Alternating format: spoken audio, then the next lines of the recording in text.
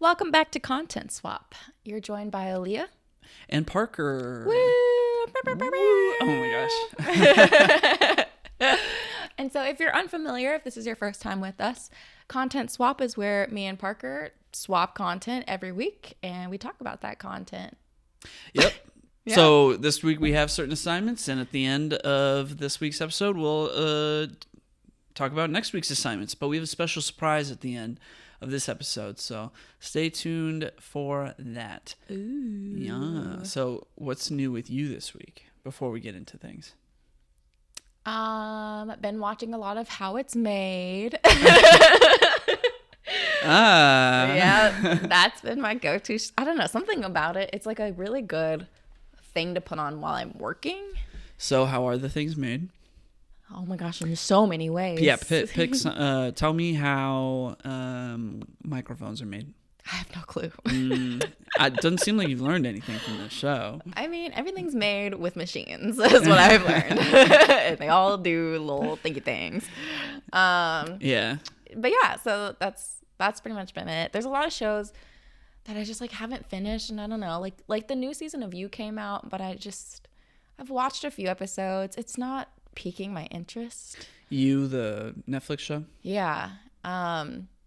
So struggling to get through that. What season of that are they on now? Season 4, is it? 3 or 4, one of those. I think it's 4. Yeah, something like that. So yeah, I don't know. I need to finish Righteous Gemstones. I started that a long time ago and still have not picked that back up. But I have not heard you bring up I Righteous know. Gemstones once. I'm like, whoa, where's this coming from? I didn't know you were even watching that. Yeah, I've been in the middle of season 2 for so long. But it's been in the back of my mind because I've been seeing a lot of like Danny McBride in the past like few weeks. And I'm like, I need to like finish season 2, and then I forget about it again. There was something I was going to mention that I was watching this anime show called The Way of the House Husband, and I actually really enjoy it. And I've been like wanting to watch it this weekend, so maybe I'll watch a few episodes tonight. I also want to watch it, but part of me is also like, should I intentionally not watch it so that you can assign give it for the maybe? podcast at one point? Yeah. Maybe. Well, I have no shortage of things that I could be spending my time doing. Yeah. So I can definitely put starting that on pause. Anything else? No. Nice. Did you read any books this week? What's going on in that front? Oh yeah, I finished. What book did I just finish? I finished this. It was embarrassing. Oh, I know exactly what you're talking about. That's right. Yes, I finished this. Please explain this. I finished this rom-com called like A Witch's Guide to Fake Dating a Demon. Nice. It was really cute. I rated it very highly because it was really good. It is a spicy pick, so there's some sexual content in it. Okay. It was great. I don't regret it. I needed a palate cleanser. I've been reading a lot of thrillers, horror, things like that. So now on to a new psychological thriller, which it's giving like kind of, I feel like it's going in the direction of like Jeffrey Epstein inspired. Oh, okay. Okay. It doesn't come out until June or July, but it's called like a girl's summer, or like the girl's summer or something like that. And Summer of Girls or something like that. So how are you reading it if it hasn't been released yet? So because I work at a bookstore, we get advanced reader copies, or what we call ARCs. And so oftentimes the owner of the bookstore encourages us to read these ARCs so that she knows like how many to buy for the store. If we really like it, then she'll buy a bunch. If we don't like it, then she won't buy it because then it's a waste of money. Okay. Seems like insider information right now. It's not. I mean, that's just like the way publishing goes. So like when people write books, like the first step before they like fully release it is to send out ARCs to booksellers, to be like, hey, maybe you should buy my book. It's a good one. You want to check it out? Like read it. Okay. So you're intrigued right now. I mean, see, here's the thing. The main character, I am really not vibing with her. She's very like annoying. So Maybe you shouldn't say all of this if the book hasn't even come out yet. You know what I'm saying? I mean, but this is my opinion, you know? It is what it is. Do they have any kind of like review embargo or reviews out for this book? Yeah, already? you can look it up on Goodreads. Oh, and people have already. But here's the thing. Oh, okay. With Goodreads. So like, yeah, you can look up reviews on Goodreads. So it's not like I'm allowed to say how I feel about the book so far. But with Goodreads though, I feel like a lot of the first reviews are people who are like bookstagrammers and things that were gifted the book, and so I feel like their reviews can be biased. I feel like they tend to lean more positive. So that way it boosts sales. Exactly. And they get reached out to for doing that in the future more often. Yeah. I feel like you don't get the like true reviews until the book is released and like the general public's reading it. I see. But no, I'm not saying this is a bad book. I'm only like 50 pages in. Okay. I the way it's like dual time point, so I do find it very intriguing. I'm just like the main character. I'm like, okay, at some point I'm going to empathize with you, just how I feel the way the story's going.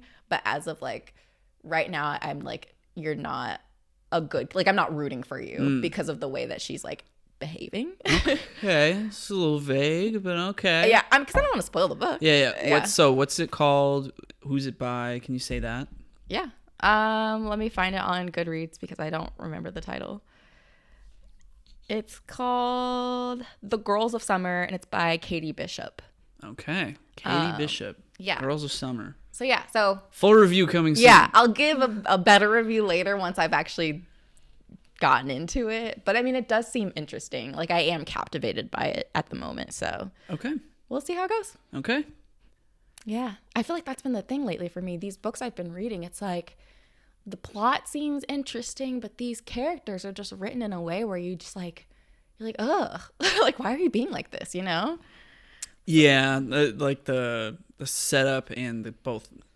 Like you want to feel like you can relate to the characters in a way, and if they're reacting in a way that's making you kind of question their behavior, or you just don't like them. That's the thing. It's like it's not even that I have to relate. They're just unlikable. Yeah. Like they're just doing things. They're being bad people, which I mean, in some books that's the point. Is like they're a bad person. You're supposed to, but in the books where it's like I'm supposed to be rooting for them. I'm supposed to. It's a little tough. Yeah, it's like, Do you ever think the authors write their characters in such a way to try and make them more relatable to like other people's like internal monologues? Yeah, like I mean, I do think it's important to write characters like in realistic, like no character is like a perfect person, you know? Right. So I do think all characters need to have flaws.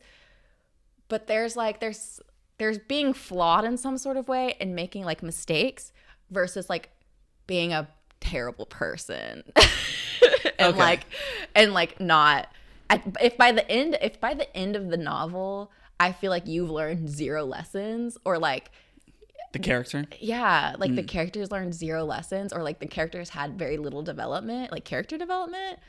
I'm like, gross. You should write your own book. I would love to. Stay tuned for that. Yeah. I have zero creative writing experience, and I feel like I'm going to dive into it and be like, what I've written sucks. I mean, you got to start somewhere, right?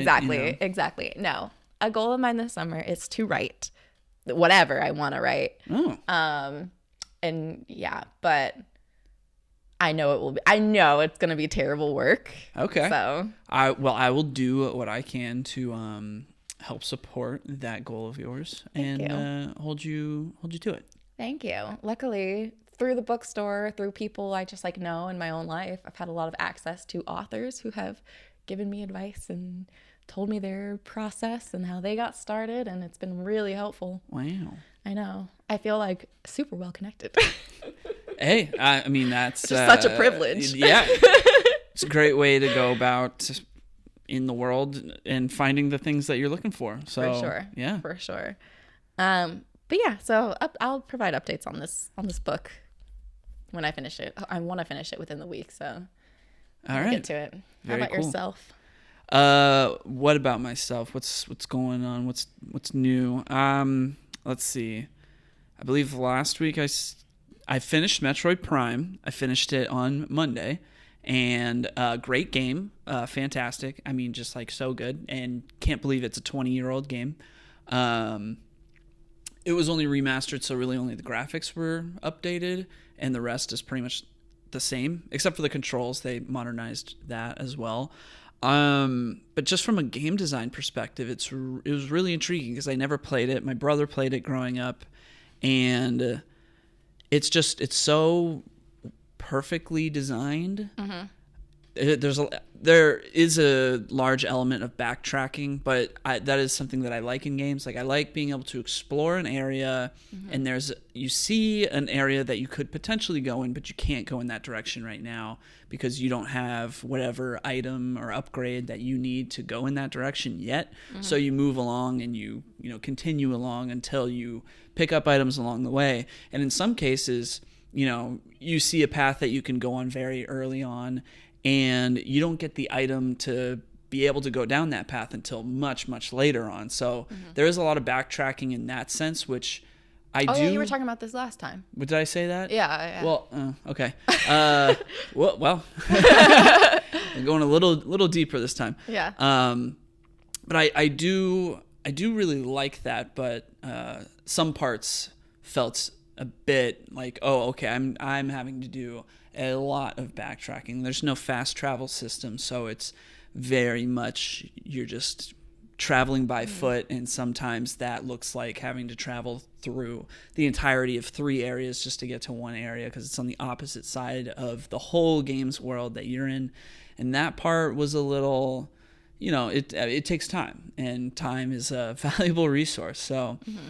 I mean, I still really, really, really enjoyed it. I finished it in about 12 and a half hours, which is, I think, the perfect mm-hmm. amount of time for a game to take. Mm-hmm. So, yeah, no, I loved it. It's legendary. I mean, it really, like, knowing all of the things that I know about game design mm-hmm. now, or just being more cognizant as an mm-hmm. adult, and not having really appreciated it when I was, 9 years old, mm-hmm. and now playing it, it's kind of breathtaking in its own mm-hmm. in its own right. Mm-hmm. 'Cause not a lot of games would hold up that way. Mm-hmm.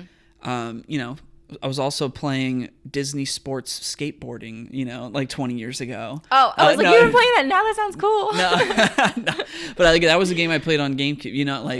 Like you'd have your extremely good games like your Marios and your Zeldas, and then Metroid Prime. Yeah. And then because I'm a kid, I'm putting every game on the same equal playing field, right? Yeah. So, you got like, oh yeah, I own Metroid Prime, but I want to play Disney Sports Skateboarding, which is, not a great game. So, mm-hmm. to be an adult and now look at this, it's like, oh my gosh, yeah, that's incredible that stands the test of time 20 years later. Whereas, Disney Sports Skateboarding would be considered archaic by modern standards. I don't know why that game specifically came to mind, but I think it's probably the most obscure GameCube game I owned. Mm-hmm. Mickey Mouse and Goofy on skateboards. That's pretty dope. Actually does sound fun. I might look that up on YouTube later. Yeah. So I started the Resident Evil 4 remake, and it's also pretty incredible. Resident Evil 4 remake, also a remake of a GameCube game. That one originally came out in 2005, and it was a bit of a surprise that they had to remake it at all because the original one does hold up really well. Mm-hmm. But this one, they updated the graphics, they updated certain key parts that just to help modernize the controls. And they present certain things in a slightly different way. Mm-hmm. So I've played through all of the Resident Evil remakes that they've been doing, and yeah, this one was by far the most like, oh, do they need to remake that? But it really is mm-hmm. fantastic. I am really enjoying it so far. Mm-hmm. Yeah, just the sense of, if I make too many mistakes, this could just ruin the whole game for me. Like, I'd have to, like, if I don't proceed in the right way, I could potentially, not have enough ammo, and then it's impossible to get through to the next area because I have to walk through a bunch of zombies and I can't do anything about them. I love that because it's a zombie game, so there's a survival horror aspect to it. So to have that limited resource, and to kind of just to feel the stress, I guess it's the risk and reward of it all, of making sure you don't mess up so that you don't literally waste your real life time making mistakes. And that's something so exhilarating about it. Wow. Yeah.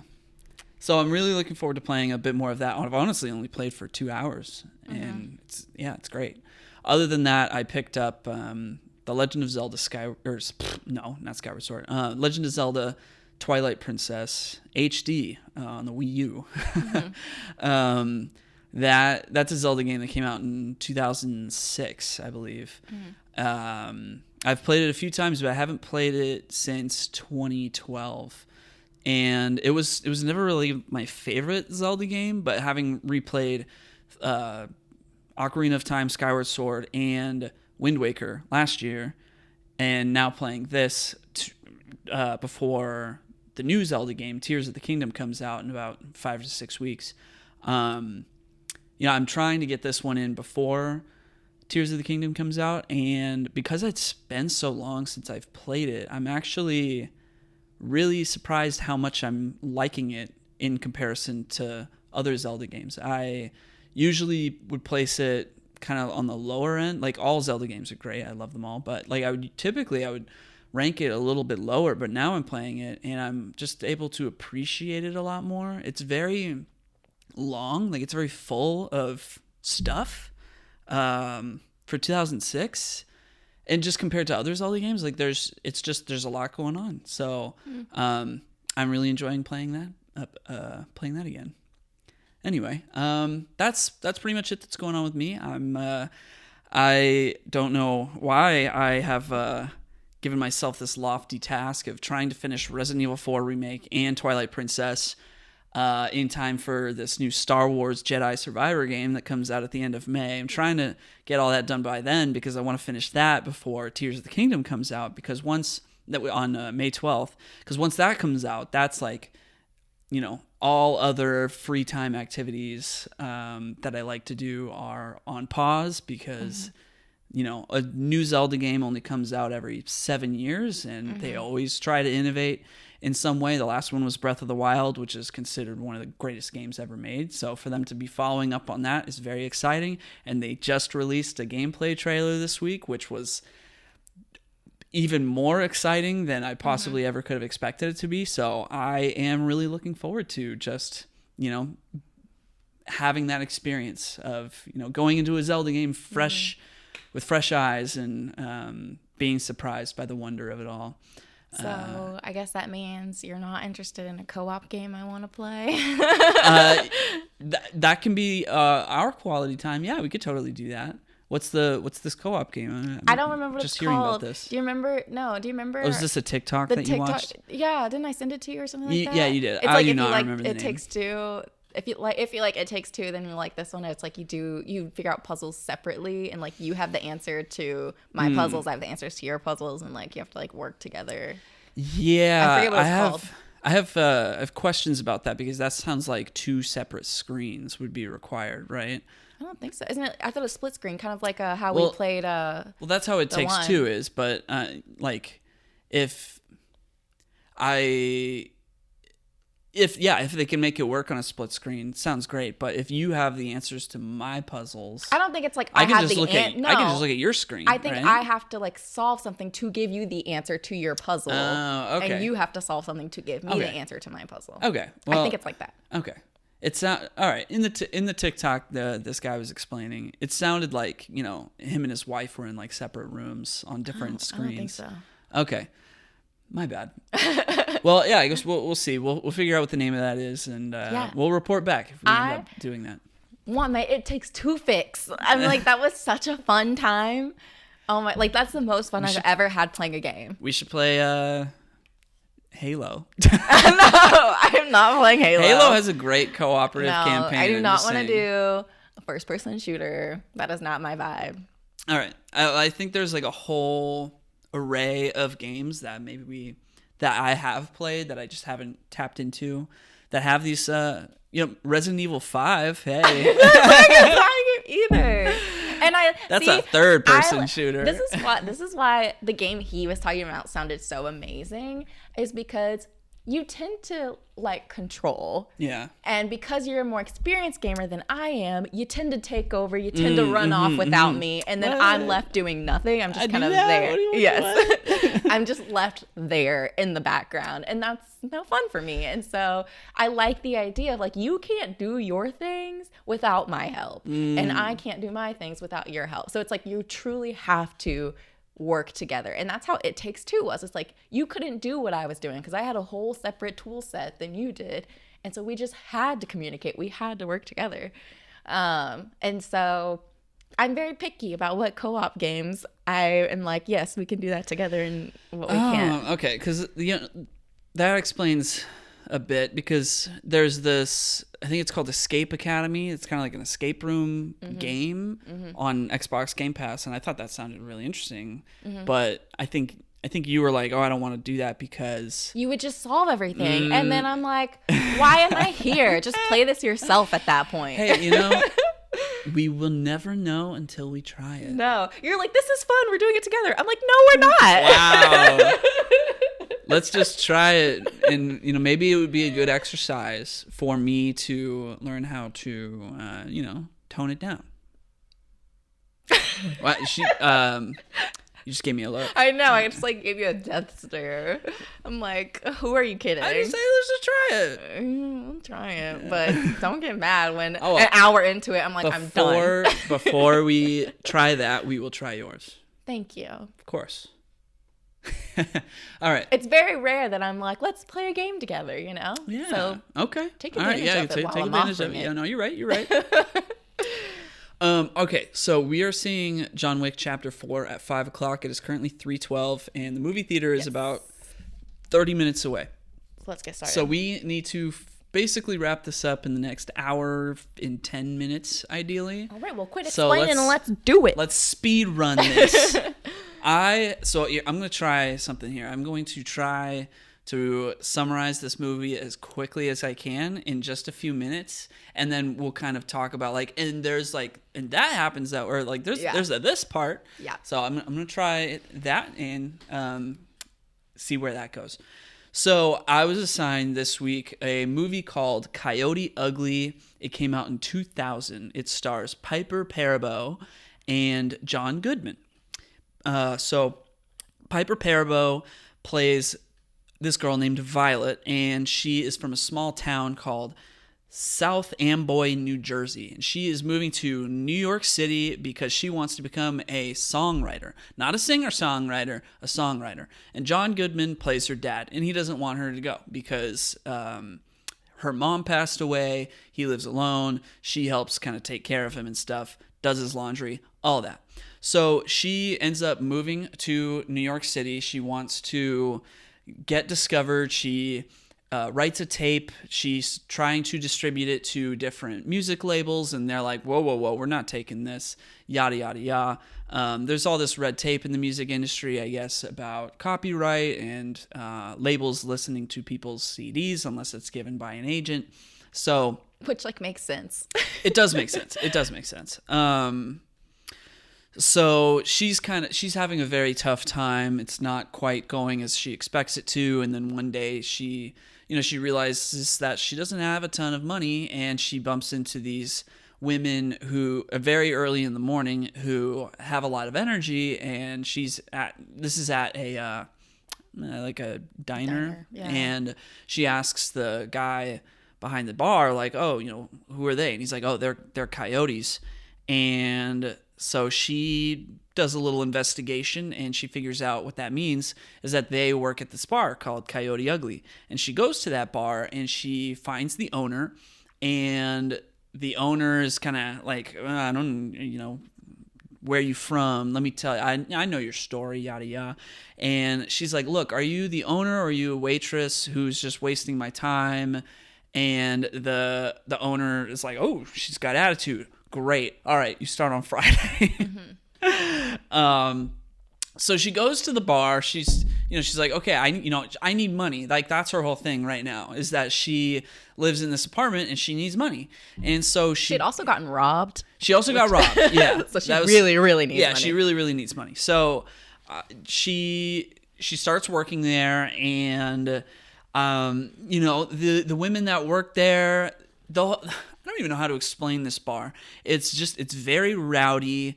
And all of the bartenders are women, and they do a lot to entertain the patrons of this bar, including dancing and, like flirting intentionally, but not actually dating the customers, etc. Like, there are 2 rules to working at this bar, and that is that you can't date the customers and that you can't bring your boyfriend to the bar.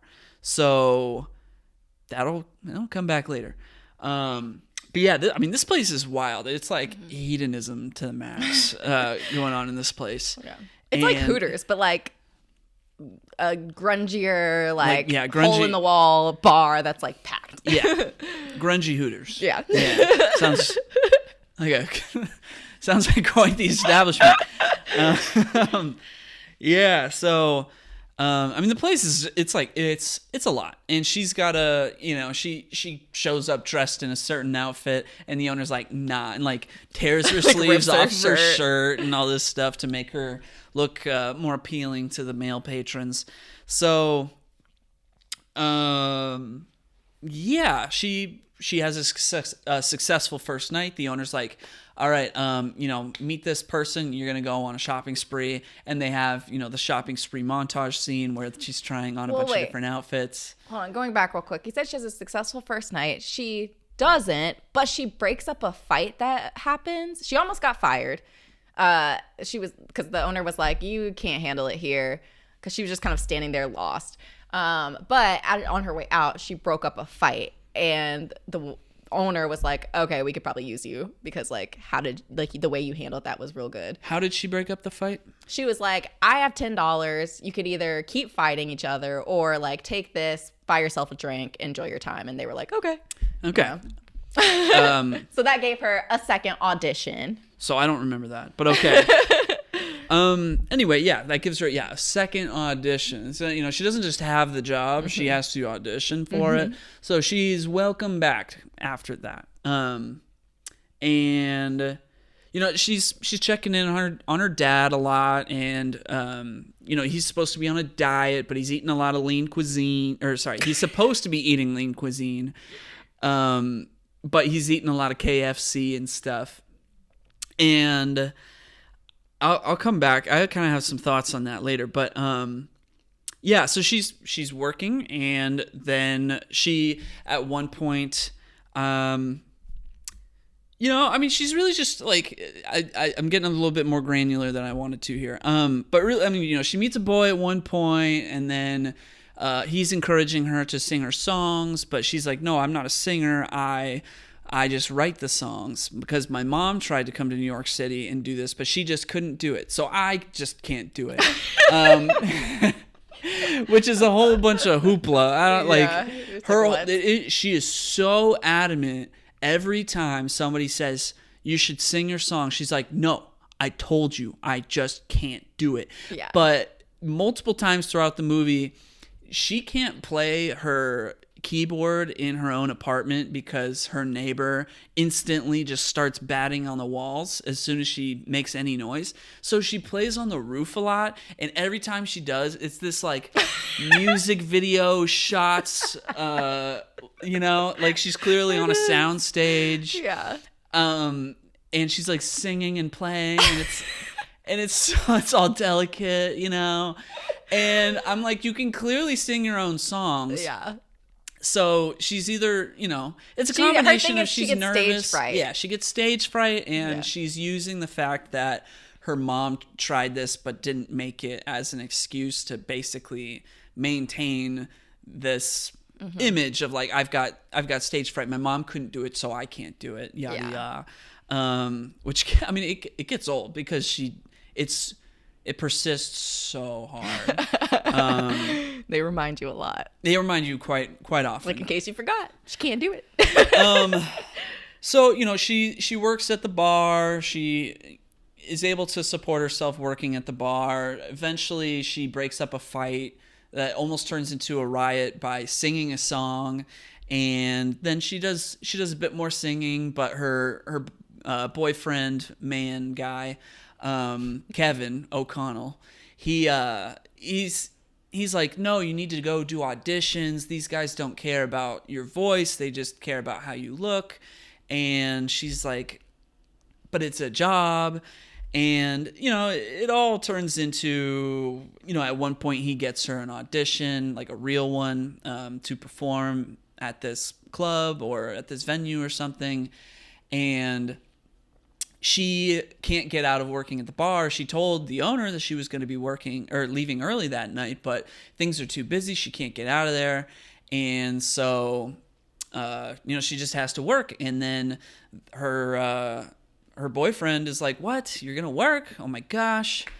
Like, he ends up having to give away his, old, like, Spider-Man, comic book that was worth a lot of money to this other guy to, like, pay for the audition. That's just out of left field, but we'll just leave it there. And he then shows up to the bar to check in on her, and there's like a regular who's kind of like getting touchy with her, and so then he beats up the regular, and then the owner's all mad. She's like, I told you there's 2 rules and you just broke them, so you don't have a job no more. And then, but before that even happens, she and Kevin get into a whole fight, and he's like, you know, they don't care about what you look like. That is a terrible. He's Australian. Like, that was not at all it. I'm not good with Australian accents. It's hard. But yeah, they have a fight, so it's kind of like they have a little breakup, and then she loses her job. So things are just really bad right now. And you know, at one point, like, her dad had come to visit, and he knew that she like was working at this bar, but he didn't know how kind of rowdy the place was and kind of like how much she's objectifying herself to work at this place. And so he comes to visit one time, and he sees her, and he's all upset and disappointed with her. So he leaves, and they're like not talking for a little bit. And so things are just like not going well at all for her. I mean, like, especially like when John Goodman, her dad, comes to visit, the place is, for lack of a better way of putting it, in a literal sense, very wet. Like they were like dumping water on themselves. Everywhere. Like dancing on the thing. So much water. I'm like, oh my God, they're going to run out of water with all the water that they are just everywhere. Yeah. Splashing everywhere. So it was by far not an ideal night for him to be there. Also, the night that her and Kevin have the fight, Johnny Knoxville is there. He's got like a cameo at one point. It was I was like, why is Johnny Knoxville just like randomly in this movie? And he's in like 2 shots. That's it. There's so many random cameos. Like the fact that Michael Bay had a cameo. You said he played the photographer. I'm thinking the photographer who took the newspaper picture. Yeah, and that was during the night of the riot. Yeah. So, yeah, basically, like, she misses her audition, she loses her job, she loses her boyfriend, her dad hates her guts, or he's ashamed with her, I guess I should say. Her dad hates her. It's true. Emotions are high, but then she goes to her hometown friend's wedding, and she sees her dad there, and he's like, they're dancing and chatting, and she's like, come on, like, you need me, you know? You're not even wearing socks right now. And he's like, which, like, ew. Yeah. Come on now. But he can't even take care of himself. But and then he's like, He says something, and basically he says, like, that was seeing you dancing up there. That was the first time I ever felt ashamed of you. And then he just, like, walks off. And then it's like... Just like, dang. Yeah. What a stab to the heart.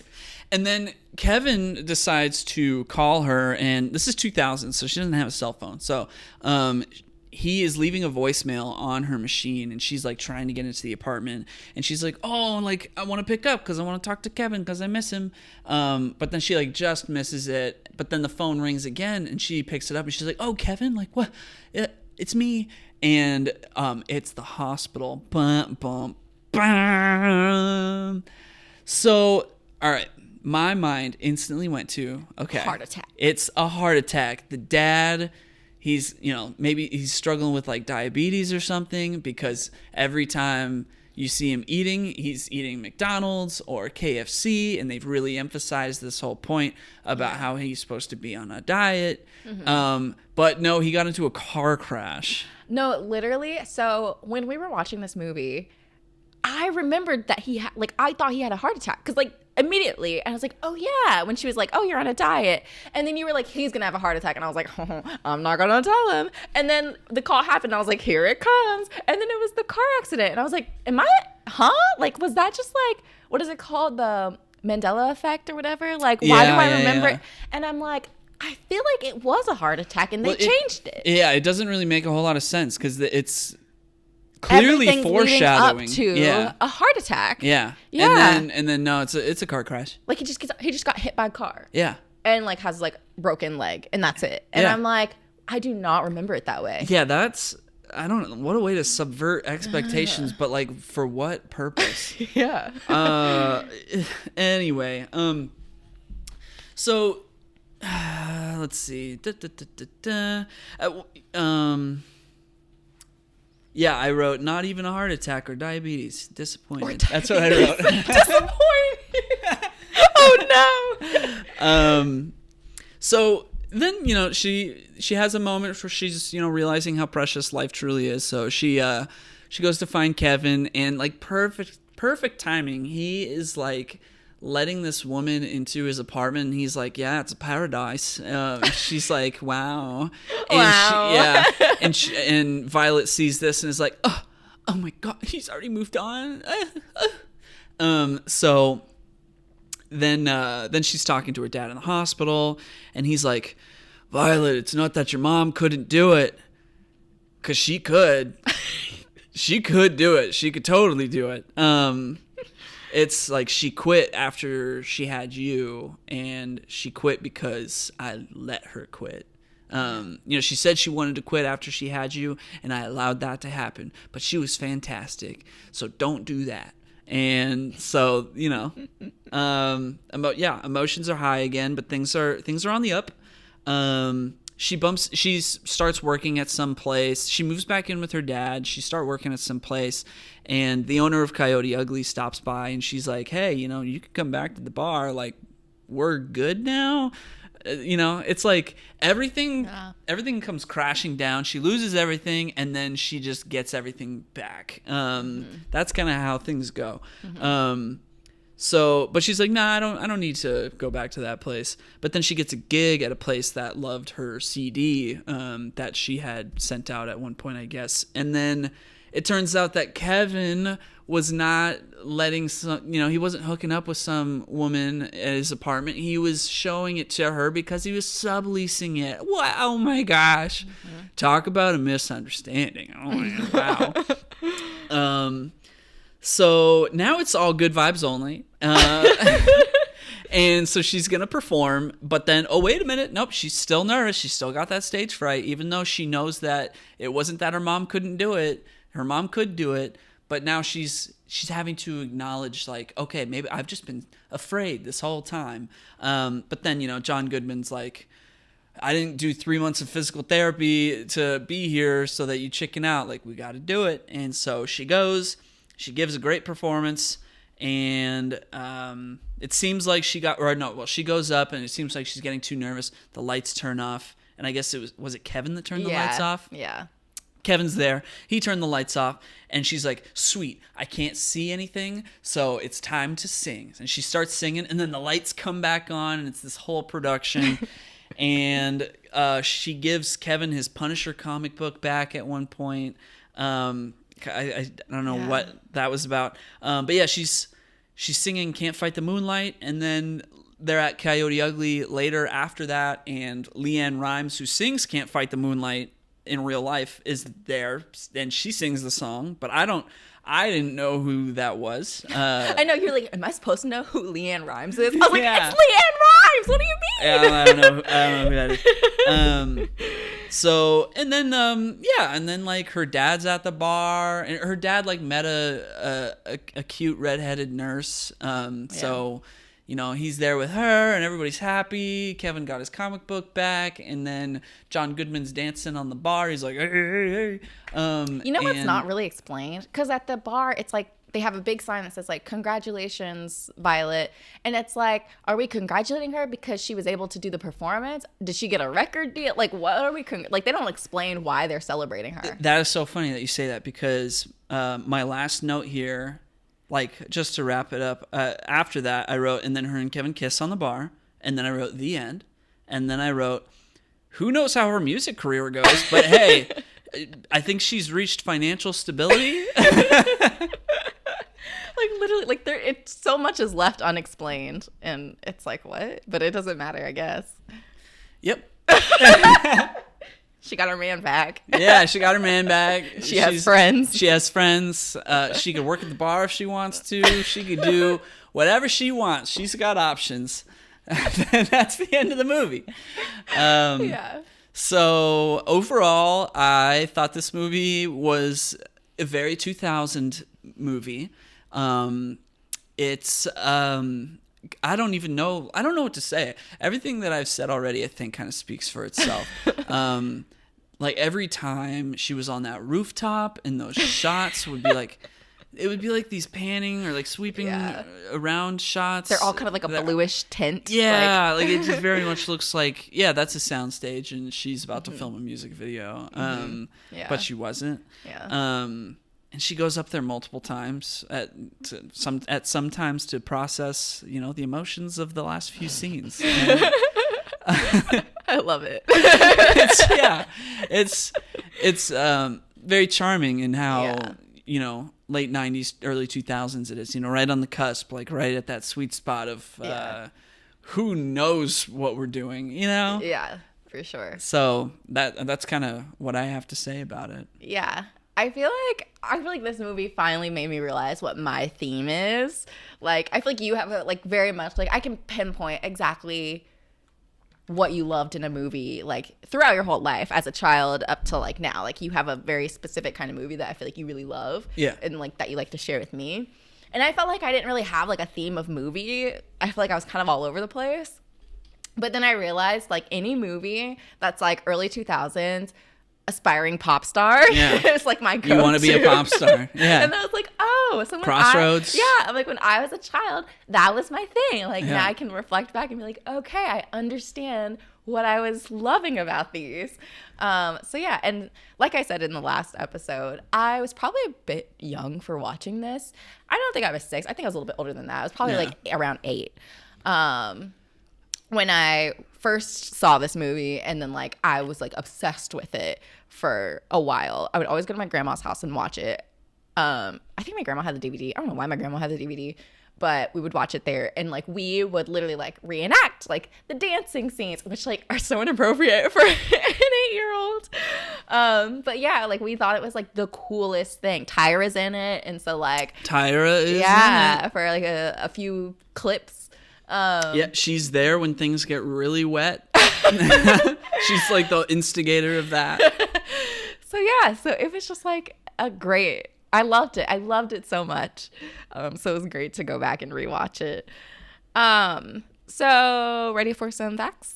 Or other thoughts? No, I don't. I do not have any other thoughts. I will just say, like, I wasn't crazy about the whole element of the story where she's like, I'm a songwriter, not a singer-songwriter. Like, it was very like on the nose. Like, exactly she's going to be singing by the end of the movie. For no sure. doubt. I just noticed I have a note here that says, Then she finally sings, and she's good. Oh my gosh, what? This is so unexpected. Yeah. I'm wondering if they were, because I feel like there's so many like aspiring pop star movies that came out in the early 2000s. I'm wondering if that was just like to make it stand out a bit, like, of like, oh, this is not about a singer, it's about a songwriter who then becomes a singer or something. I don't know. Yeah. You know, like there's so many. They all are the same. Yeah. You know, so It's like this is the one where she has confidence issues. I mean, they all have confidence issues in all of them. It's like overcoming fears. Oh yeah, Britney Spears does that too, doesn't she? In Crossroads. Yeah. Oh yeah, you're right. That's the whole point of a pop star movie. It's So like, then how does it stand out? because she was a songwriter. None of the other, we want to be singers. We're just scared. But hers, it's like, oh no, I'm not even trying to be a singer. I just want to be a songwriter. Yeah. That's what makes it stand out. Gotcha. Yeah, she's talking about her dreams, and she's like, my dream is just to hear somebody great singing my songs. Yeah. It's like, yeah, you're gonna be singing them by the end of the movie. I got a feeling. For sure. Anything else before I get into facts? No, that's it. Okay. So this movie was actually inspired by this GQ magazine article that came out called "The Muse of the Coyote Ugly Saloon," and it was written by a woman named Elizabeth Gilbert, who's now a famous author. But in this article, she described her experience being a former coyote at this bartender. Oh my gosh, as a former coyote bartender at this bar, which was owned by Liliana Lovell, I think. Do we know who that is? Well, so the woman in the movie is named Lil. Her name is Lil. Yeah. So this is like basically the owner in the movie. Yeah. It's about this bar. So this Liliana opened this Coyote Ugly bar in 1993 in New York. And she actually served as a consultant on this film. So, yeah. And I like skimmed through the GQ article magazine, and the way that the author of the article talked about Lil is very true to, I feel like, what we saw in the movie as like how Lil was. She was like, Lil would literally fire girls would work for one night and she would fire them for like either the smallest things that she just didn't like, or like be like, oh, they're too soft, they're too like sweet, they're too gentle, we don't need that, we need you to like, you know, have tough skin and all this stuff, we need you to be able to handle these men and yada yada and like one of the things she says was, it's your job to appear available but never be available. Yeah. And so, based on what I was reading in the article, and I mean, assuming since like Liliana was a consultant on the film, it seems pretty accurate to the experience of the bar.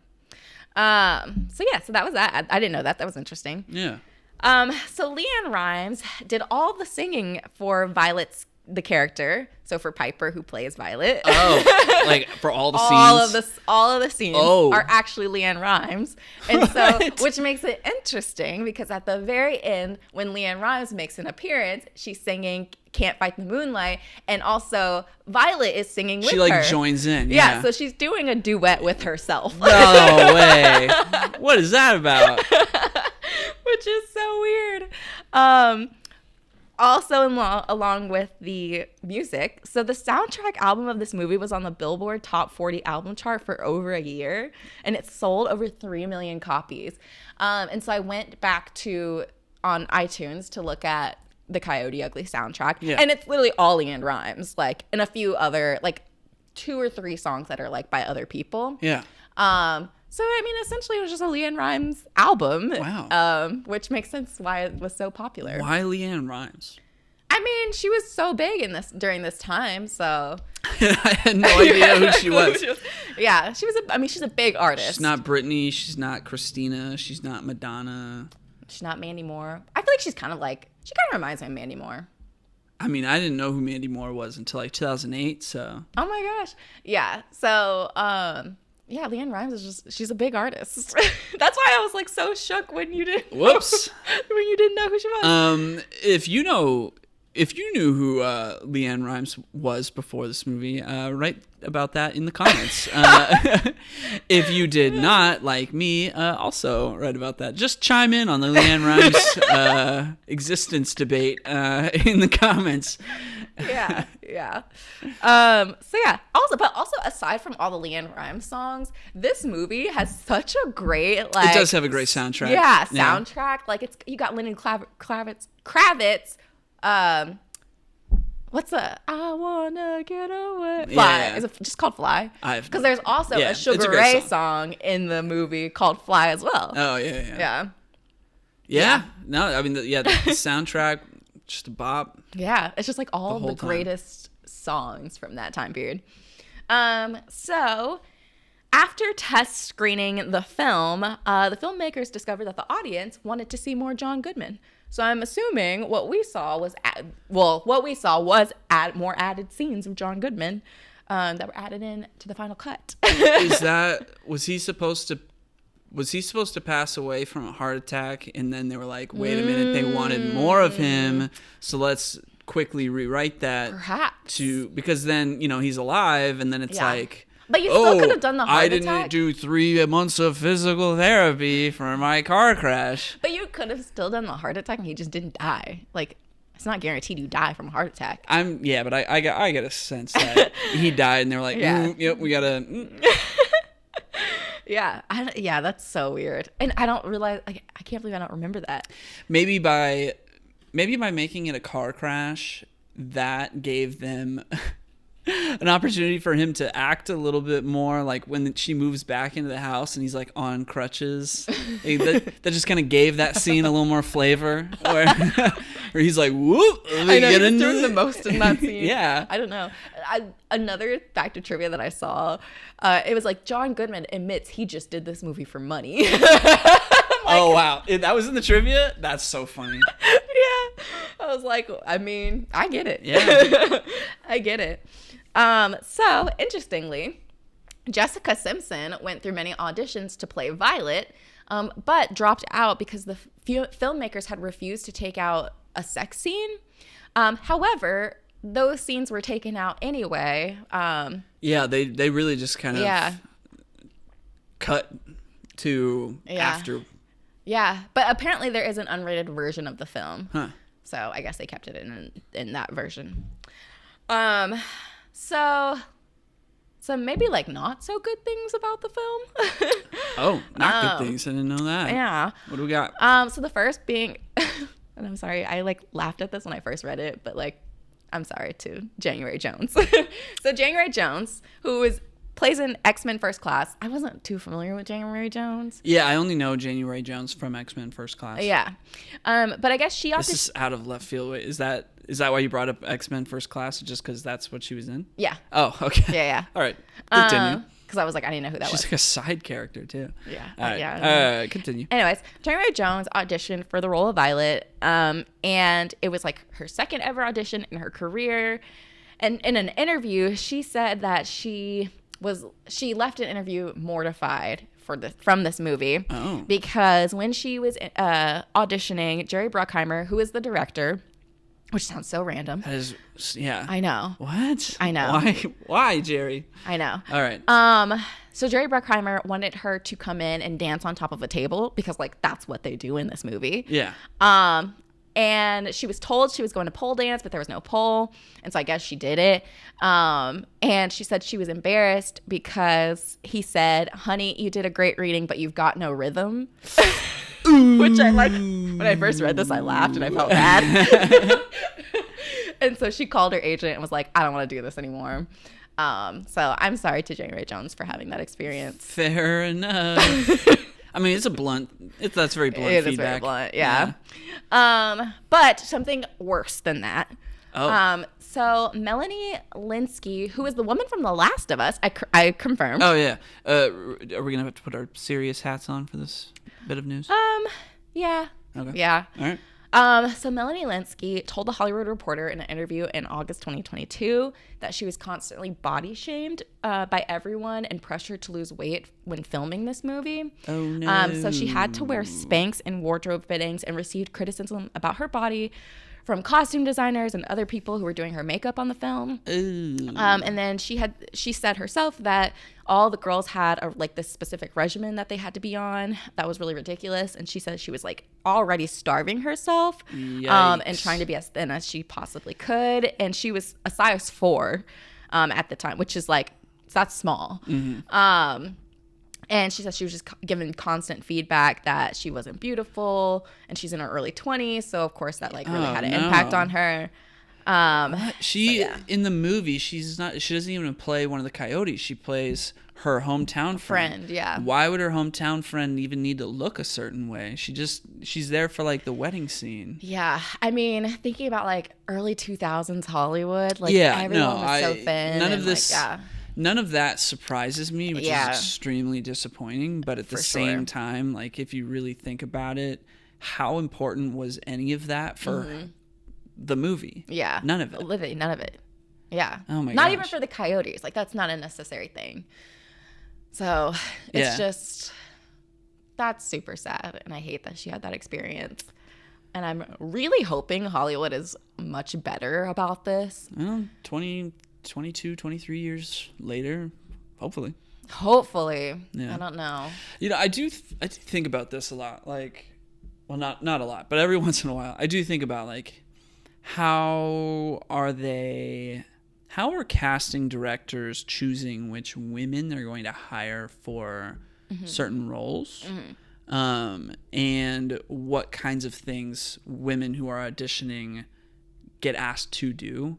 Like there's, nightmare scenario things that you can imagine that I hope are not happening right now, but you can also you can imagine like it wouldn't be too surprising to find out that, certain just kind of sleazy things or like requests for them to do during auditions were happening, 20 years ago. Yeah. But then, in a post Me Too era, like what I'm kind of like, I don't have any information on this. I don't know how that process goes in the modern era. I don't know about like requesting audition, but I mean, at the end of the day, Hollywood is still about like, they have a certain image in their mind for a character. And so I do imagine that they're still very nitpicky about like, we want a woman who has like this skin tone, who looks like this, who like, and I'm sure they're, no matter like what criteria that might be, but I imagine that that's still probably very similar still. Yeah, it's so strange when you really think about it, because it's like,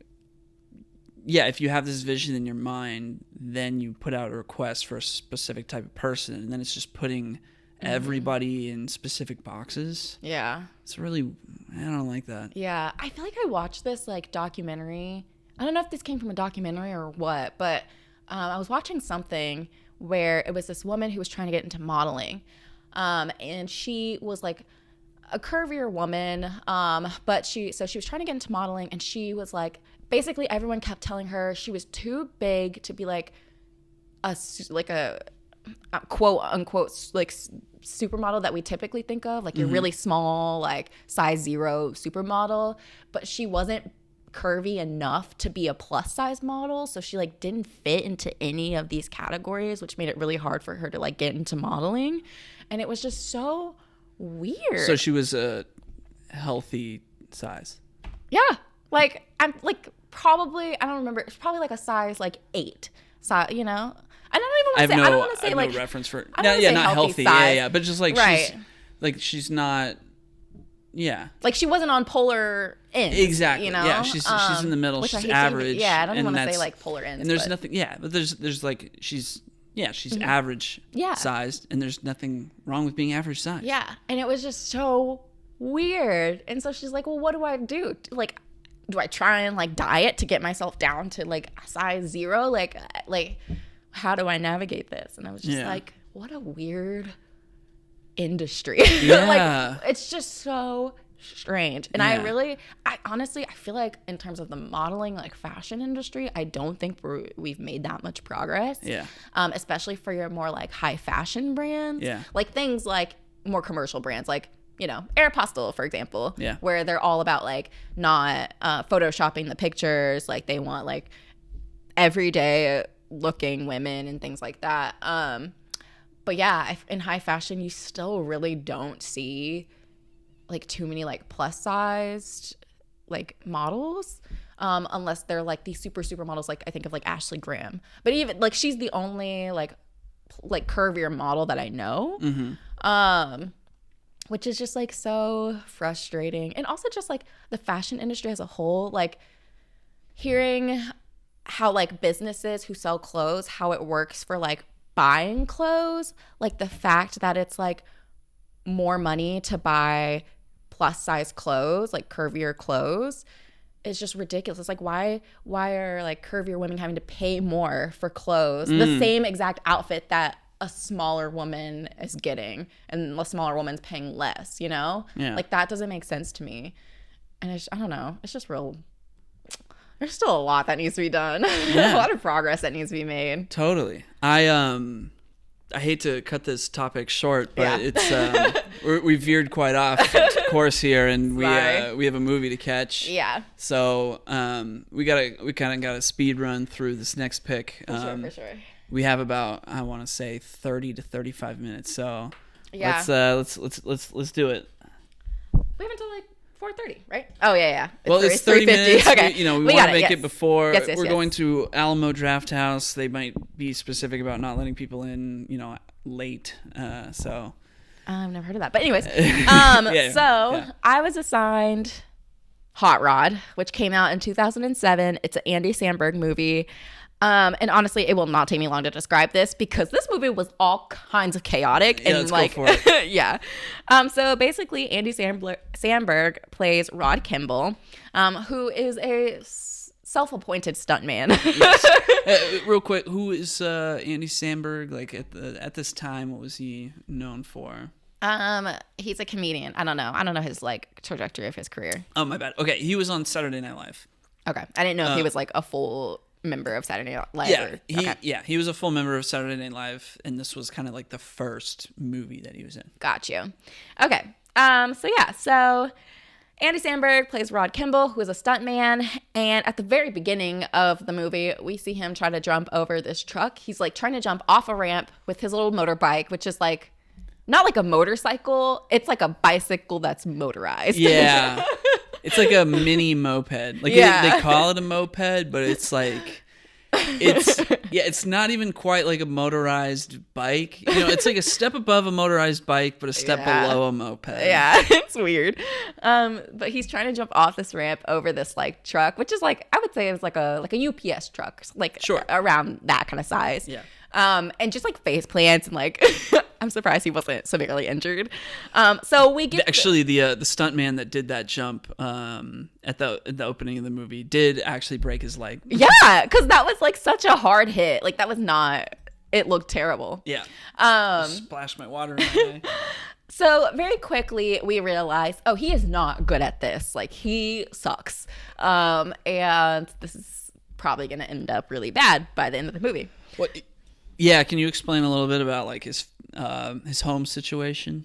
Yeah, I'm getting into it. Okay, my bad. I just started with the first scene. Okay, yeah. You're like, we've got 30 minutes. Explain every detail. Yeah, I need to hear it all right now. Oh my gosh. So anyway, his home situation. So he lives with his mom and his stepdad and stepbrother.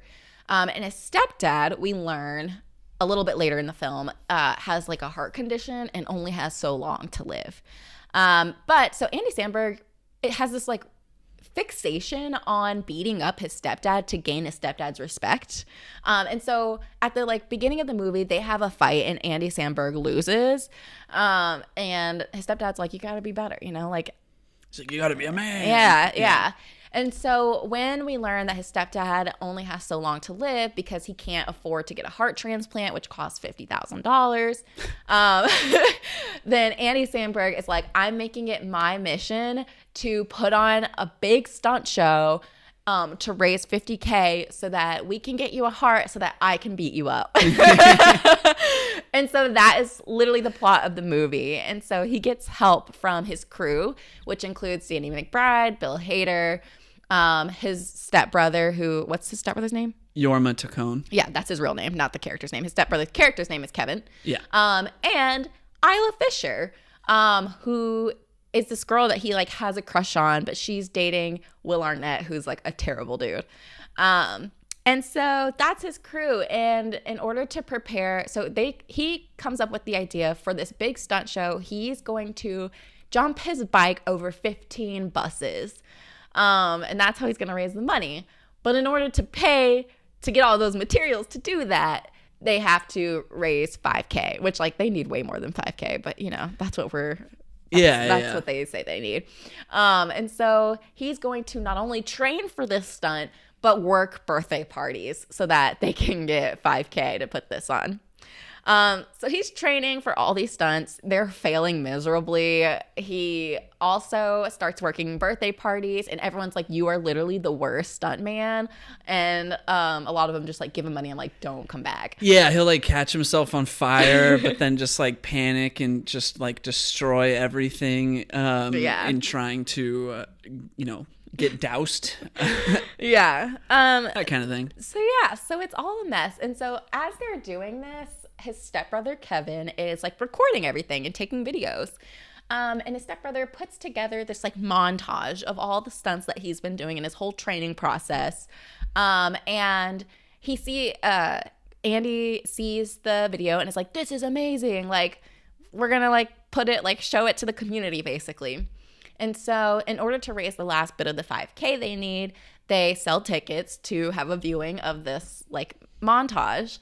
And as they're watching the montage, everyone is cracking up laughing. They're like, he sucks. And Andy Samberg is like hurt. Like his feelings are hurt. And so he like storms out. Well, no, he goes up to like the projector system that's like showing the movie and like throws it so it breaks. And the guy who like runs the place is like, what the heck, man? And he storms out, and Kevin, his brother, follows him. And Andy like blames Kevin. He's like, you made me look stupid. Like, this is your fault, yada, yada. And then like Kevin's like, what the heck? Like, it's not that bad, yada, yada. Anyway, they have a falling out. And because he had thrown the projector, he now has to like use that $5,000 to like pay the man whose projector he messed up. Yeah. So he now also has no money. And so everyone's just sad. Yeah, well that's the what do they call that in a narrative structure? The falling action, the post. Is that the climax? The climax? Yeah, that's the climax of the movie. Yeah, okay. Yeah. Anyway, I think that's what that's called. I don't know. It's been a while since I've looked at that graph. See? Anyway, I should probably know if I'm gonna write a book. You know how it feels. Yeah. So also at this time, so he's really sad, and he goes to his mom, and his mom tells him, like, honey, I hate to break it to you. So this whole time, Andy loves doing stunts because he thinks his father was a stunt man. He has a picture of his father in Evel Knievel, like back in the stunt days or whatever. Yeah. And so he like thinks that like this runs in his family. He believes his dad died from like doing a stunt, all this. So his mom tells him like, I hate to break it to you, but like your dad was not a stunt man. He like worked at like was a convenience store. And that day like Evel Knievel just happened to be in town and was taking pictures. So they got a picture together. Yeah. But like he wasn't a stunt man. And so now Andy's really sad. And it's like, everything was a lie. I can't be a stunt man. Yeah, it was like all in his imagination growing up. Yeah. Yeah. And she just like let him run with it. Yeah. Which like, he's a grown man. Like, that's kind of on her. Oh, yeah. But yeah, so after hearing this news, he starts to like dress like an adult now. Yeah. And like he's at this grocery store, and he just has a whole cart of like liquor. Yeah. Because he's just like so depressed. And his crew comes and they're like, what are you doing, man? Like, you need to do your stunt. Like, you need to like get back into it. He's like, I can't. I have to be an adult. Like, my dad wasn't actually a stunt man. Whatever. And so I actually don't remember what changes his mind. Yeah, I don't either. So I wrote, after he like walks off after this conversation, he gets hit by a car. And then my next note is like, oh, Andy and Kevin make up. So I'm not sure. Like, I think what happened is Andy went to so they weren't really talking, but they're both at home one night, and Andy goes up to Kevin and is like, hey, like, what are you doing? Like, and they start talking and they work out their issue that they had. They apologize to each other. Yeah, and they're like, we're cool beans. Yeah. Which then gets turned into like an edited song that you would like see on YouTube. Yeah. It's so ridiculous. Yeah. But now they're cool. And Kevin's like, hey, I have something to show you. And so he had posted the video that he had filmed of Andy on the internet, and it like went viral according to like that time period. It was like how many downloads it had or whatever. It was like 100,000 downloads. Yeah. So it's like, wow, that's a decent amount of interactions for 2007 internet content for sure. So it went viral, and this radio show reaches out to them basically. And this radio show is a local AM show station ran by the guy who plays Cyril on Archer. What's his name? Chris Parnell. Yes, I literally call him Cyril. Yeah, he's running an AM radio station. Yeah, and he's like, I will pay for you to do this stunt. Like, let's do it. I need to bring people to like listen to my radio station. You're a hit online. Like, I'll pay for everything if you do it. And so they're like, okay, we're gonna do it. Woo. And so yeah, so.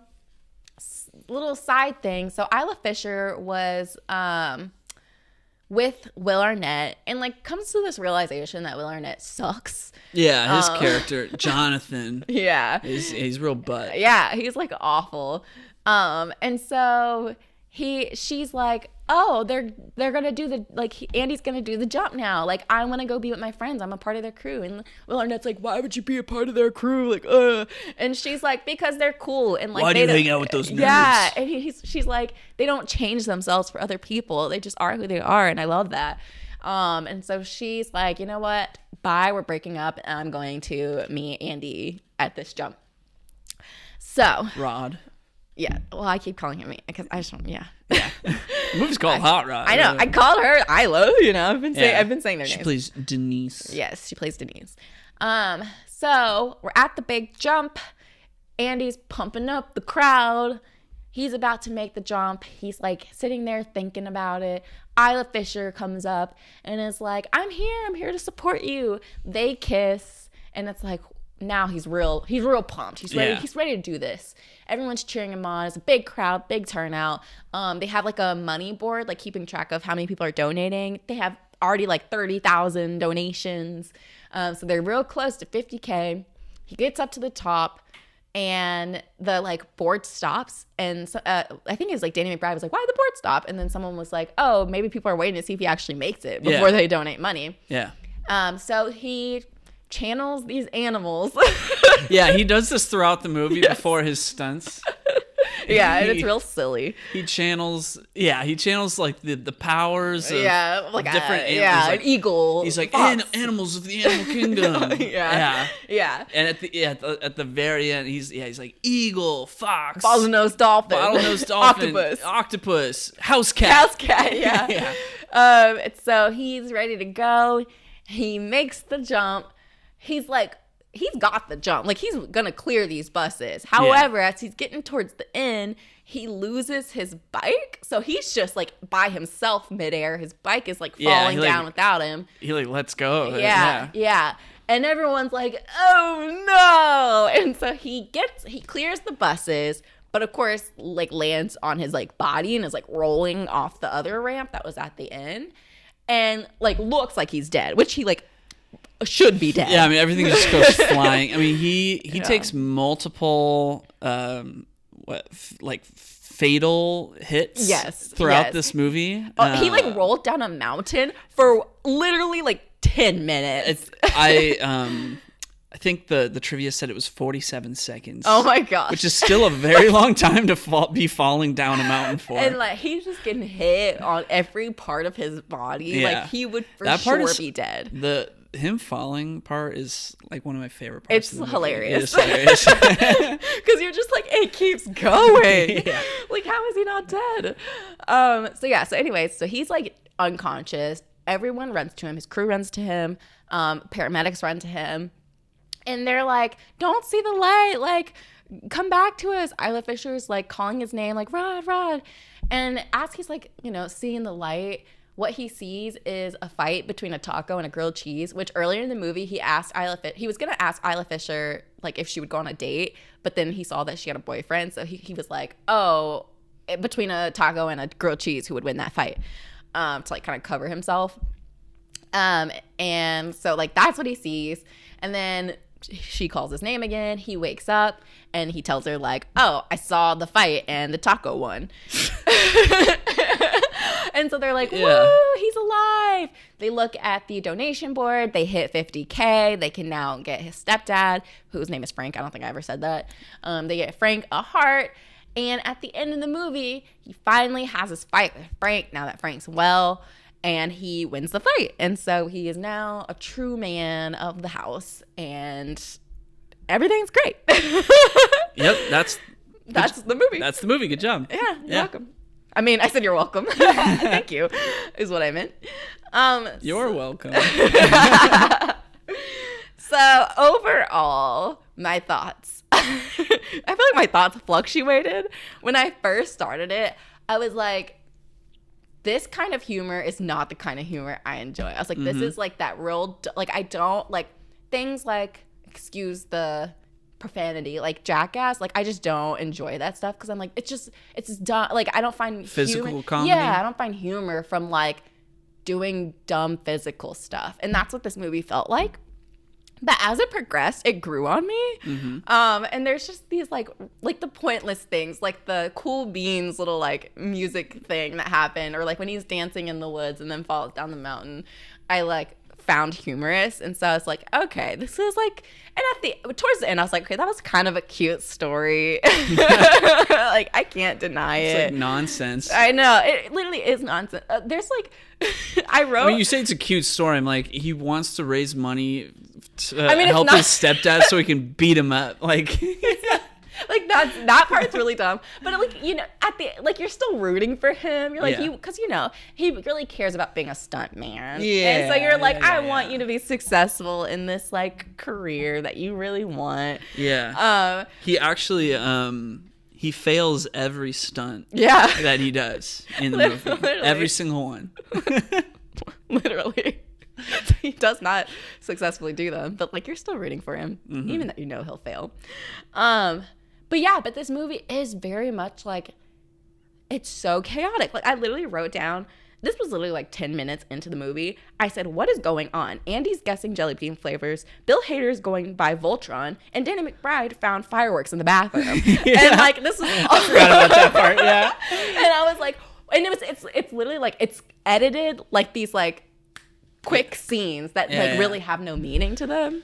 I think that's like part of what makes it entertaining. Like, I remember, when I watched this movie, I knew Andy Samberg from SNL because they did that Lazy Sunday digital short that was like really popular. Yeah. And I thought it was the funniest thing ever. So when I found out that he was going to have this movie coming out, I was really excited about it. And so I loved it. I thought this was like the ushering in of a new era of comedy. Yeah. And I thought, you know, like everybody my age had seen this movie, and that it was really, you know, it was popular and influential and all this stuff. And I remember one time I was vacationing during the summer and visiting a family in Montana. Yeah. And my cousins and I were talking to my uncle about this movie randomly, and we were just cracking up, like recounting all of the random little things, like like Danny McBride finds fireworks in the bathroom and they like light them off, and there's the part where they're like, he's high-fiving them. And at the end of high-fiving both of them, he's like, and that is how it's done. And it's like, what? You know, like just all these little random things that you can, like, it's very dense with those things. Yeah. So it's really funny to recount all of that. Yeah. But it's like, it is super chaotic. Yeah. It feels like, I think so like Andy Samberg has never really been a comedian that I've really like enjoyed his work. Like I do like Pop Star, but I've only seen it once, and it's like not something I really like go back to. Yeah. But it's like, to me, his humor is very like tween boy humor. It's dumb. Like it's like 12. Dumb. It's very like 12-year-old boy humor, and so I never like really found it funny.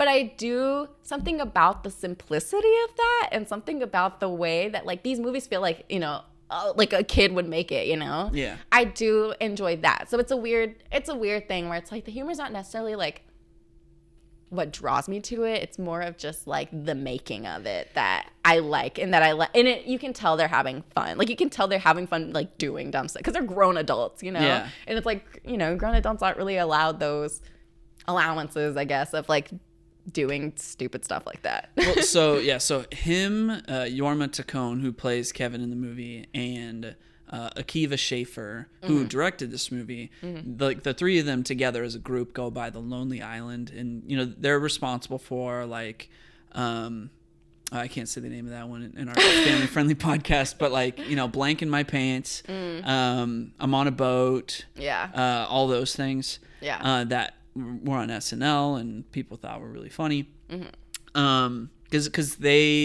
Jorma and Akiva also were writers for SNL at that time as well. So the three of them, like, yeah, they had their own like spin on humor, and I think because they also, the three of them were the ones responsible for making Pop Star, Never Stopping, which is like really funny. So like that Pop Star, I think, is kind of like in my eyes, like it started with Hot Rod and it to culminate towards Pop Star. But I feel like there's a difference with Pop Star in this, because like Pop Star, it's like mockumentary, and it's like making fun of like that Justin Bieber documentary. Yeah. So it's like it was coming from like, we're making fun, like it felt like it had a point. Like it's like we're making fun of this like thing that's happened in pop culture. Yeah. Versus like something like Hot Rod, where it's just like there is no point. Yeah. It's harder. It was like sometimes that like things like that can be harder for me to connect to. Okay. So, yeah. When I was 13 and I saw Hot Rod, I thought it was like the funniest movie. That's because you were 13. But then when I was 21 and I watched Pop Star, I thought it was dumb. I can understand that. So, I can get that.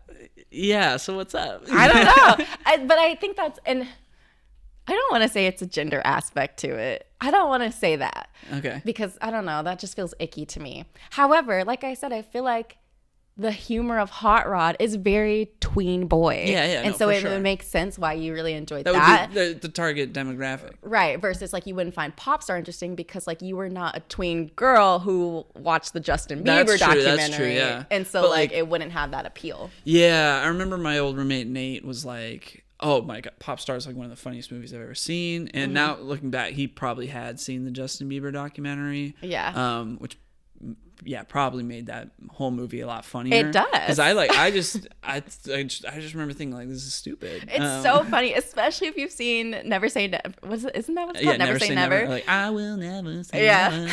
It's like, it makes it so funny. Sure. Yeah. Yeah. So right, I don't know. That's my thoughts. All right. On Hot Rod overall, or? I mean, Hot Rod overall, I enjoyed it still. You know, okay.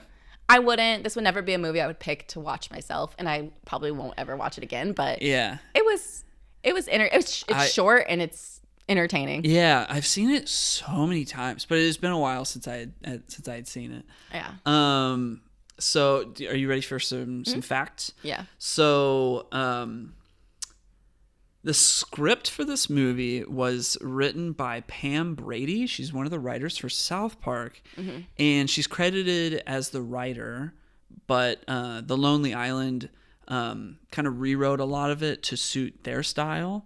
And the reason that they had to do that was because the script was actually originally written for Will Ferrell to play Rod. And so when this was the first like feature film that The Lonely Island did, so Lorne Michaels, the guy who basically like runs SNL, he convinced Paramount to take this script that I'd written and give The Lonely Island a chance of making the movie.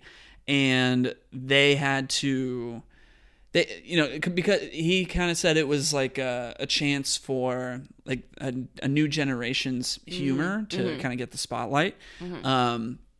And they had to they had to agree, like they had the rewrites that were put in by the Lonely Island, like Paramount had to agree to those rewrites. And part of why they had to do that was because they didn't want, Andy Samberg didn't want to just be doing an impression of Will Ferrell, because so much of the humor was like specific to Will Ferrell's humor style. So they put their own kind of like chaotic energy, I guess, into it. But apparently like some of the even weirder jokes that they had filmed had to be cut from the movie because Paramount, wasn't having it, because they thought it was too weird. And Andy Samberg said that what he was going for was like a Wet Hot American Summer twist on things. I was like, it gives those vibes. Yeah. Which is also a very like kind of chaotic, like, yeah, I don't know what to expect from this movie because it's just not doing what movies do. It's not giving me the formula. Yeah. It's got its own algorithm. So that kind of explains a bit. Some of the scenes were improvised. So a lot, like there's a part where he's about to hold his breath underwater, and he's like, "And I'll do so, or I'll signal to you that I'm struggling by ringing this bell." And he rings the bell, and he goes, "Ah," and everybody else is like, "Ah." Yeah. That was improvised. I did so like that weird scene. Yeah. I was like, what are they doing? And Andy Samberg, he had a stunt double, but he tried to do as many of his own stunts as they would, let him do. So like there's a part where he tries to jump the local pool, and he goes off of a ramp on his little moped and just lands straight into the pool. He did get to do that one himself. Yeah. That's a very safe stunt. Yeah. They filmed this movie over the span of 2 months, the summer of 2006, between SNL seasons. So I can only imagine like working on such a busy schedule. Let's see, Bill Hader and Danny McBride are both in like Rod's crew in this movie, and they apparently spent their downtime between filming scenes watching America's Next Top Model together. Wow. Yeah. I would have loved to like witness that, because I bet their commentary was so funny. Yeah. And Will Arnett, he filmed his scenes in 2 days. Yeah, he was like barely in it, but yeah. Before I talk about like box office stuff, the Cool Beans part, where it's kind of like turns into like an edited little music video of them kind of saying cool beans in different ways and making a beat out of it. Yeah. So that scene was originally just them saying cool beans, and like that was the end of the scene, and that didn't like test very well, so they took it out of the movie. But then during before their final test screening, Jorma Taccone and Andy Samberg edited that cut together to like make the whole song out of it, and they put it in, and after that last test screening, so many people said that was one of their favorite parts of the movie, so it got put back into the movie in the final cut. It stands out. Like when I think of like the first thing I remember from that movie, that like is the first thing that pops in my head. Yeah, because it's not movies don't do that. Yeah, it's just so silly, but it's like a catchy YouTube tune. video. Yeah. That's what this whole movie feels like. It feels like just a really long YouTube video. Some content creator made it. At the end, I wrote like that was very much filmed and created for that like awkward early YouTube era of comedy. Yeah. Like early YouTube. Yeah. And like the video that Jorma's character Kevin edits together for them to show to the whole community. It's like it's got that whole like Windows Movie Maker edits Movie vibe Maker. to it. Yeah. Yes. I remember that. I used to make so many things in there. Right. It's just like it's that early social media, early YouTube style of like homegrown editing at home. Yeah. I kind of miss those days. Yeah. Remember the cinnamon challenge? That was like later. That was it? That was like 8 years later, 6 years later. But I mean, like that. It's very of of its time. Yeah. 2007. Yeah. So all right, the surprising thing here for me is that, as I mentioned earlier, I like my friends and I were really stoked for this movie to come out because we all loved Andy Samberg from SNL, and we would talk about like, oh, we're gonna go see Hot Rod, and we all saw Hot Rod, and like my brother saw Hot Rod, my cousin saw Hot Rod, like my best friends had seen Hot Rod in theaters. Yeah. And I don't even remember this movie coming out. So, yeah. So to my surprise, earlier, as I'm looking up facts on this movie, it cost $25 million to make, and it only made $14 million at the box office. Yeah, I don't know one person who went to see Hot Rod. See, this is as Bill Hader's character says in the movie, like this just shatters my entire universe. Yeah, because I loved it so much, and I thought it was like one of the biggest comedy movies of that era. It turns out, no, no, like not even a little. No. But I mean, I guess it's comforting to know that Lorne Michaels helped produce the movie or convinced Paramount to make the movie, because saying like, it's going to be like a new generation of comedy and spotlighting that, and that's for me, as a, tween boy at the time, target demographic, that's exactly what it was. But do you feel like he's like, oh, this is a new generation of comedy. Like, was it successful? Like, do you feel like if you like that led to them doing Pop Star, and that all of those music videos that The Lonely Island did for SNL, those were super popular on YouTube, like afterwards. But that people were singing those songs at school. Yes. But it feels like, in terms of like movie making, like I feel like it didn't take off. Like, it makes sense for skits. Like, this is such like a good like skit, formula. But like in terms of like doing bigger projects, like I don't feel like they were like new generation. That was just like that was my take on it at the time. As a 12, 13-year-old that didn't know anything. No, I'm not talking about like your interest in it. I'm talking about like Lorne Michaels like being oh, this is like where comedy will go. Like it didn't. I don't feel like. I think it did for a little while. And I don't know. I think he saw something in those guys. Yeah. I mean, clearly. they're still Andy around. Andy Samberg is still successful. Popular. Yeah. But like finding out that the movie was originally written for Will Ferrell does clarify a lot of like the fundamental dumbness of the whole thing. Like I could definitely, if you were to take out him, Step Brothers. Yeah, if you were to take him out and put him in and put Will Ferrell in, I'd be like, that makes so much sense. Yeah, yeah. And Will Ferrell would have made this in a heartbeat. Yeah, yeah. Yeah, that's everything I had. Other than that, the band at the end of the movie that plays when he's doing the big stunt was apparently Queens of the Stone Age, and I never knew that. I don't know who that is. They're a great band. Wow. Yeah. Cool. Yeah. Cool beans. Cool beans. Very cool beans. Anything else that you'd like to say about this movie? No, I don't think so. Okay.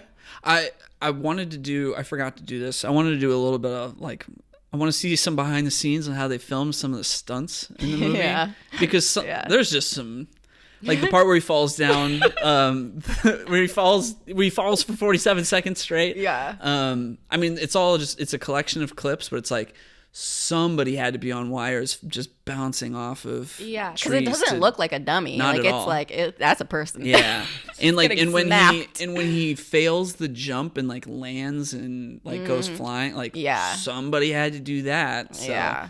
But not, it's quick editing, but like somebody had to land from some kind of jump, not that distance, but like, I'd be curious to know how they did that. Yeah, that was a wild one. Yeah, it was fun watch. All right, we are perfectly timed. Let's wrap things up. So what's our big bombshell surprise announcement? Yes, I'm so excited. So next week we will be joined by 2 guests.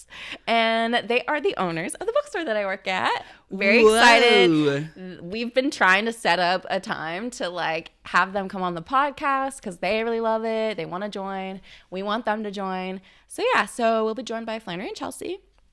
And they gave us a pick. However, it was a movie I'd already seen. So I'm still waiting to hear back on a new pick. I don't think they've sent me a new one, but they said that they do have backup. So it'll just be a surprise for all of us next week. Yep. And we assigned them something, but maybe we can just keep it all a surprise. Yeah, we can wait. We'll wait till next week. And you'll see what it is. Yeah. It'll be our special episode. Ooh, top secret. Ooh. Fun. So yeah, there will be 4 of us next week. All right. Hope you look forward to that. Have a good week. Hope you enjoyed this week's episode. I think we did a good job. It was fun. Yeah. All right. See you next time. Bye. Bye.